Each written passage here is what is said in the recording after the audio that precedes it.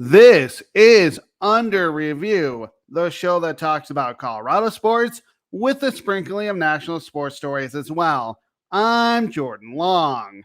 To start the show off, Derek Wolfe signed a one-day contract to actually retire as a member of the Denver Broncos, and it ended his NFL career. Now let's take a look back at his NFL career. Also, the reason why he picked the Denver Broncos is because that is where his NFL journey started. So let's take a look at the career of Derek Wolfe.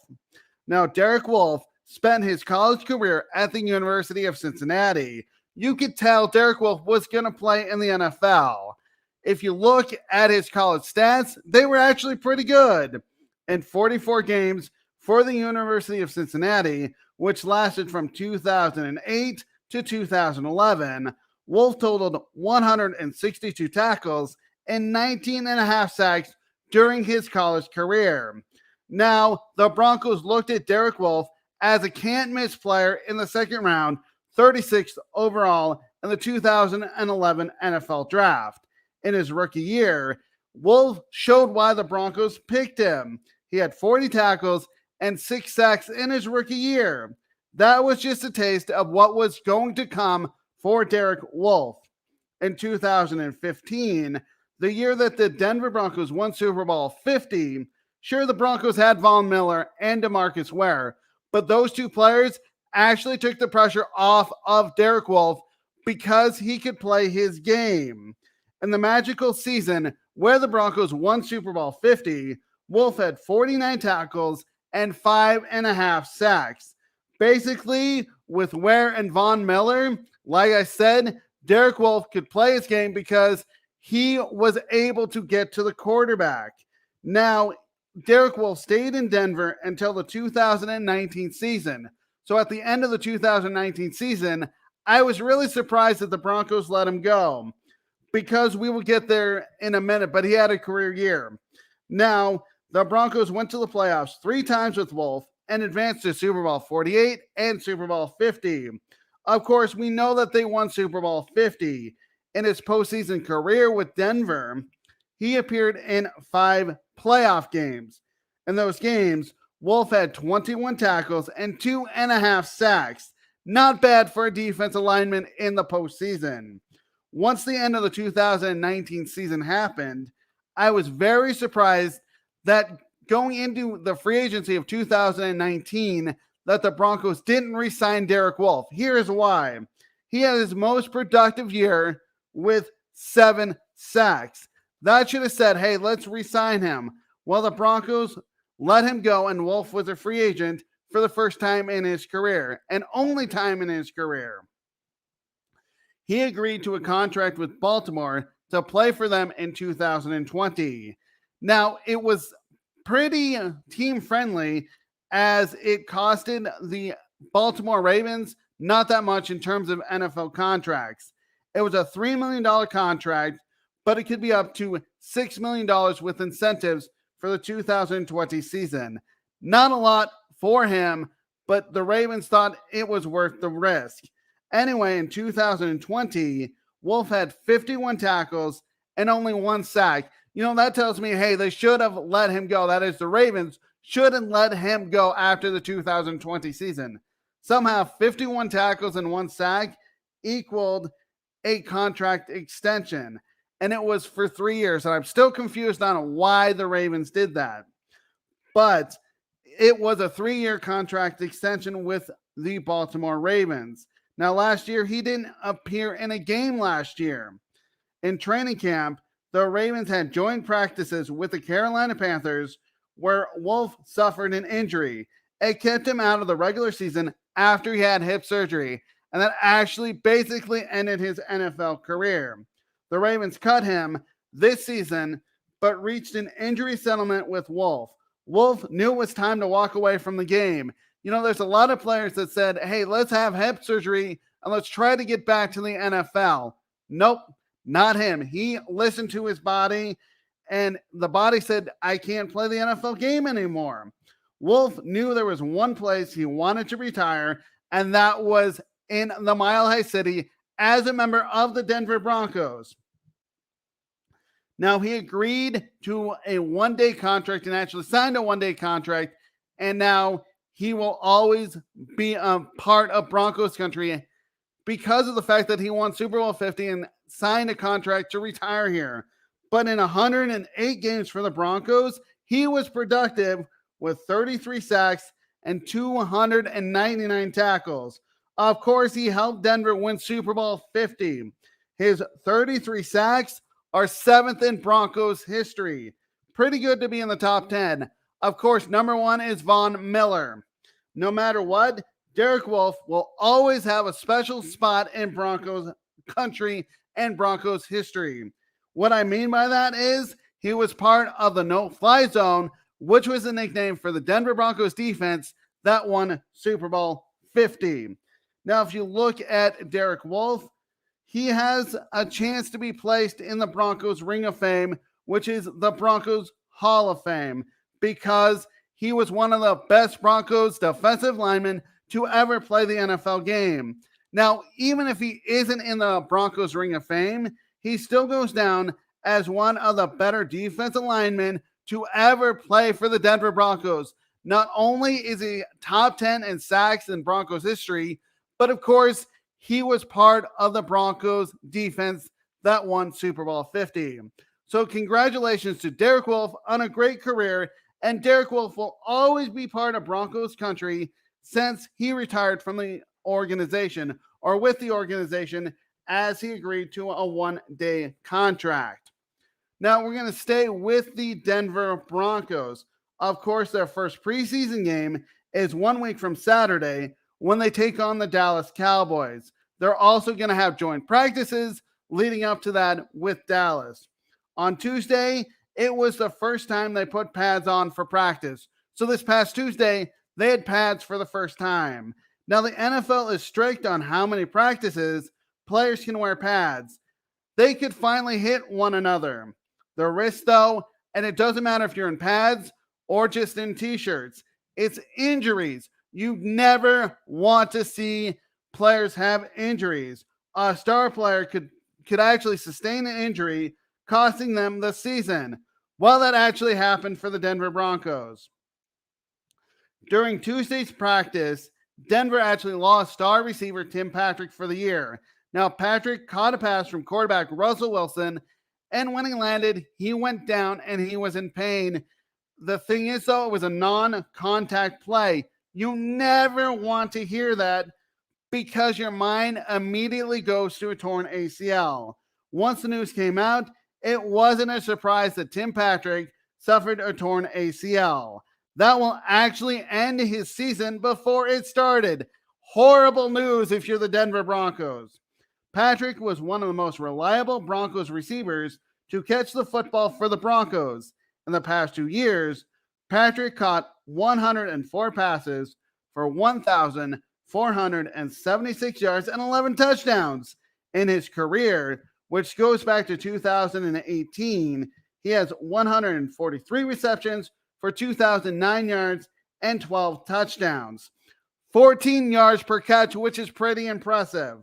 The Broncos saw the potential in him, agreeing to a 3-year contract extension worth $34 million. That's throughout that 3-year extension, and it would keep him in Denver until 2024. Also, Denver thought they would have a great receiving core of Jerry Jeudy, Courtland Sutton, and of course, Tim Patrick. Patrick was going to line opposite of Courtland Sutton, and Jerry Jeudy would be the slot receiver. Well, those plans are now kind of derailed now that Tim Patrick is out for the year. Patrick is out with a torn ACL and will miss the season. So the question is, who will step up in Patrick's place? Quarterback Russell Wilson will still find Jerry Jeudy and Courtland Sutton. The tight ends will need to step up their play, and Alberto and Greg Dulcich. Right there, those are weapons for Wilson in Jerry Jeudy, Courtland Sutton, Alberto, and Greg Dulcich. Then out of the backfield, the running backs will be involved in Javonte Williams and Melvin Gordon. The Broncos still need to find a wide receiver to play with Jerry Jeudy and Courtland Sutton. Looking at the Broncos roster, KJ Hamler, who I did like when he was drafted, but he will get the first shot. The Broncos drafted him in the second round of the 2020 NFL Draft, and he's only appeared in 16 NFL regular season games. The reason why he hasn't seen the field a lot is because of injuries. In 2020, Hamler dealt with a hamstring injury, and last year he tore his ACL. He did show flashes of what he could do at the NFL level with 35 receptions for 455 yards and 3 touchdowns. Hamler will probably get the first crack. He can play the wide receiver position, and he rarely drops the ball. So that is key for Russell Wilson, is you need a wide receiver who does not drop the ball. The only downside with KJ Hamler is, can he stay healthy for a full season? If so, then that should help. Plus, I think if Hamler plays well in preseason games, he should earn his way as the third receiver on the Broncos depth chart. After that, Kendall Hinton has his chance to show the coaching staff something. We all know that Kendall Hinton started a game for the Denver Broncos at quarterback.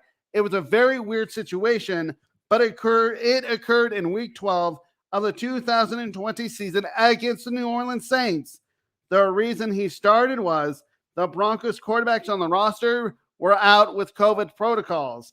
And the NFL, they didn't want to move this game. The Broncos wanted to so they could have, healthy quarterbacks, but the NFL said no, and setting the Broncos as an example of what not to do.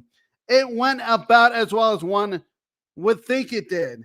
In that game, Hinton was 1 of 9 for 13 yards, 2 picks, and no touchdowns. Denver actually lost to the New Orleans Saints 31-3, and it was a bad game for both teams to watch. It was boring, I have to say. But the fact of the matter is I thought it was very unfair of the NFL to say, we're not going to move this game. You're going to have to find a quarterback. The Broncos went with Kendall Hinton, and it didn't go well. Now, for Hinton as a wide receiver, he's still a project, but he's getting better. In his career, Hinton caught 15 passes for 175 yards and 1 touchdown. Could he be the wide receiver for Denver? I mean, sure, but he hasn't shown he can handle those duties. Hinton can always be a special teams player. He may show me something during the preseason, and I could change my tune. For right now, I do not see Kendall Hinton as a third wide receiver on the depth chart. Then there is Tyree Cleveland, who was drafted by the Denver Broncos in the 7th round of the 2020 NFL Draft. Cleveland doesn't have much experience at the position, with 17 games played with only 63 receiving yards. Not what I would call confidence there. Another guy that they could try at wide receiver is Montreal Washington, but Montreal Washington is mostly going to be the punt returner. I don't know how great of an option that is for the Broncos to have Montreal Washington as their wide receiver, because he's going to be the kick and punt returner, and the Broncos selected him in the 5th round of this year's NFL Draft. So let's just say Denver doesn't like those options and wants to add depth at the position. Well, they could look at free agency, and honestly, there's one veteran who I think the Broncos should look at, and that is Emmanuel Sanders, who's a free agent wide receiver. Now, Sanders played in Denver before from 2014 and was traded on October 22nd, 2009 to the San Francisco 49ers. So basically, they traded him on October 22nd of the 2019 NFL season. With Denver, Sanders was actually productive. In 78 games, Sanders got 404 passes for 5,361 yards and 28 touchdowns. It could work in the Mile High City since it did before. I mean, he was traded, but the Broncos gave Emmanuel Sanders the best chance to win. The Broncos are a better team now than when they traded Emmanuel Sanders in 2019.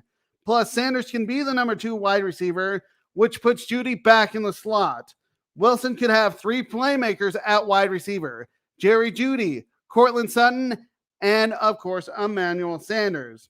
The thing is, though, Denver might go through the preseason to figure out who their number 3 wide receiver or number 2 wide receiver is on the depth chart. So they're going to stand pat, I would think.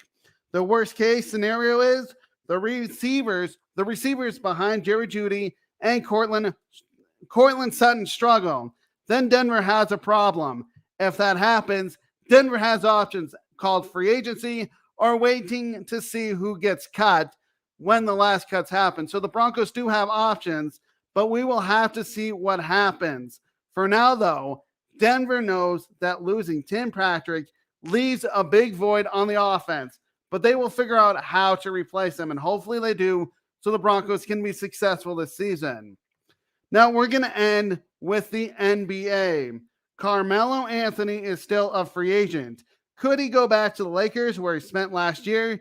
Sure, but he was a bench player and knew his role. Plus, I don't think it really worked there just because you had LeBron James and Anthony Davis out for the year. But, I mean, they did play a little bit, and then Russell Westbrook was also there. It just didn't work with LeBron James and Anthony Davis with Russell Westbrook and Carmelo Anthony. But Anthony scored 13.3 points and added 1 assist and had 4.2 rebounds per game. It just didn't seem at this point like he will go back to LA. So where could he go? One place he could go, but I'm not sure how much interest there is in the Mile High City, is the Denver Nuggets. That's where he started his career, was with the Denver Nuggets. That lasted from 2003 until he was traded to the Knicks on February 22nd, 2011.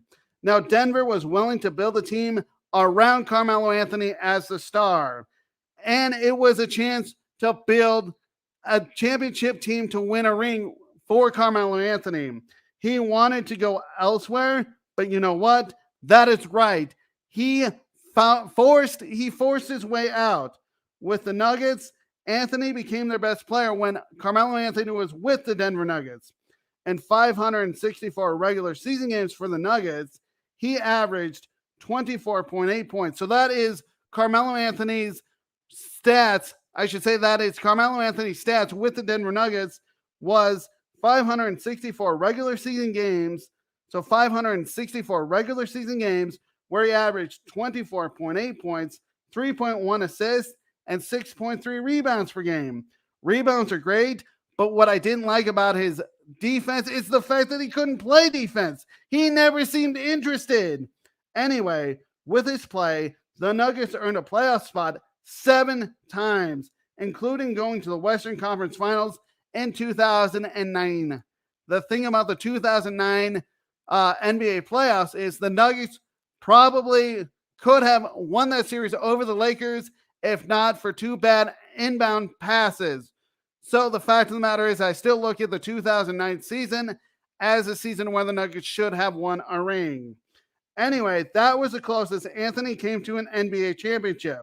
Now that he's a free agent, would Denver even make sense? Anthony knows he's not going to be a starter in this league. He would be coming off the bench.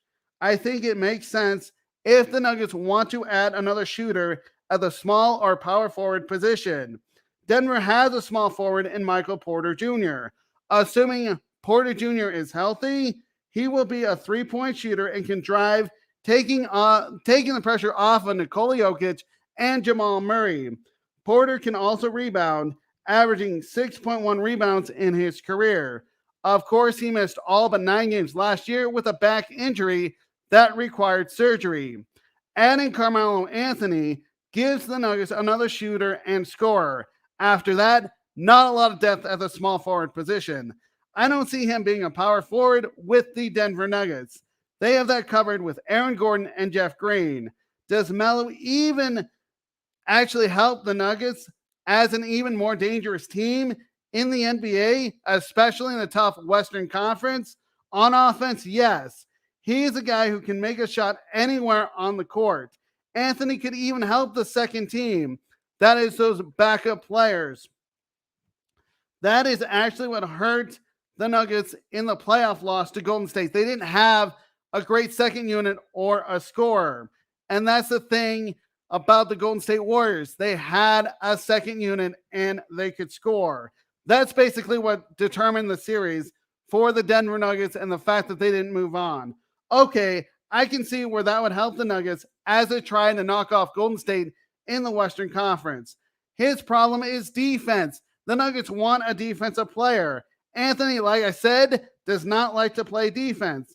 I mean, he will guard his man, but that is about it. He'd rather play offense. I would much rather keep the team the Nuggets have right now, who can actually play defense and start runs. I just don't know if Anthony would be a fit for this team. And how would the fans react? Would they welcome Carmelo Anthony back with open arms? When he was traded, I was devastated. I didn't like it. I didn't like the fact that he left. But the thing is, though, I have actually forgiven Carmelo Anthony. I still don't like that he forced his way out, but I have forgiven him. I mean, he left in the worst way possible, demanding a trade out of Denver. It really rubbed fans the wrong way. That was 11 years ago. Get over it, fans. I get why people don't like Carmelo Anthony. He forced a trade. Now, if he comes back, could people forgive that? That is fans of the Denver Nuggets. It shows he wants to play for the Nuggets for probably the last year of his career. Denver has a chance to be a top four team in the Western Conference. Why not let Carmelo Anthony be a part of that? And who knows? Maybe the Nuggets end up winning a championship. That would be great. I want a parade for the Denver Nuggets. Also, Carmelo Anthony would have to change numbers. He's done that before in his career, but when he played in the Mile High City, he wore number 15. There ain't no way he's going to get that number back. Why? Because the best center in the NBA and the back-to-back MVP wears that, Nikola Jokic. In the end, the Nuggets will do what is best for the basketball team moving forward. Calvin Booth might consider it. That's because he will consider all options. But I'm not sure Carmelo Anthony makes sense. So I don't see Booth going after Carmelo Anthony. He isn't the veteran the Nuggets need. Don't get me wrong. Every team should have a veteran or veterans on their team that has played in the NBA playoffs before. I just don't think Carmelo Anthony actually helps this team. The thing about Carmelo Anthony, too, is his best days in the NBA are behind him. If this was the Carmelo Anthony of 3 or 4 years ago, I'd say yes, bring him in to be a bench player and a role player. But right now, it doesn't make any sense. He is 38 years old. Carmelo Anthony doesn't have a lot of basketball left in him. He could still want to wait to find out if there's a team that wants him. So this could carry on into the regular season. But the worst case is he hangs it up. Since the writing could be on the wall, that is if no team calls him. If no team calls him, he should probably hang it up. There might be a couple who have called him. I don't know for a fact, but he is still a free agent. Time will only tell, but it seems like Carmelo Anthony's playing days are over in the NBA because he is not a star in the game anymore. He's a role player, and I don't know how happy he is to be that, so he might hang it up. I'm Jordan Long. This has been Under Review. Read my blog that I write Monday through Thursdays with podcasts on Fridays at sports-scoop.com. Check out all the shows we have on the Sideline Sports Network because we have shows every single day. Subscribe to our YouTube channel so you don't miss any of them. This has been a Sideline Sports production.